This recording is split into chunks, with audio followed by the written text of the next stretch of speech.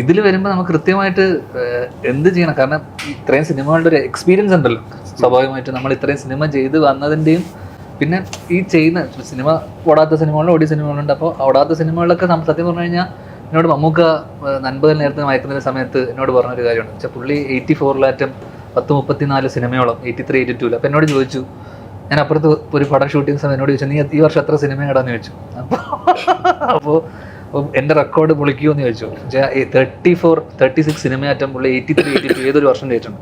അപ്പം അന്ന് പുള്ളി പറഞ്ഞൊരു കാര്യത്തിൽ ആ സിനിമകളായിരിക്കാം എന്ന് വെച്ചാൽ അന്ന് ചെയ്തിട്ടുള്ള നമ്മളെ അത്തരം കുഞ്ഞു കുഞ്ഞു സിനിമകളായിരിക്കാം, അല്ലെങ്കിൽ ഓടിയ സിനിമകളും ഓടാത്ത സിനിമകളും അത്തരം സിനിമകളായിരിക്കും നമ്മളെ ശരിക്കും ആസ് എൻ ആക്ടർ നമ്മൾ ഗ്രോ ചെയ്യാനും നമ്മൾ ചെയ്യുന്ന മോശം സിനിമകളായിരിക്കും നമുക്ക് ഏറ്റവും വലിയ ലേണിംഗ് തന്നിട്ടുണ്ടാവും.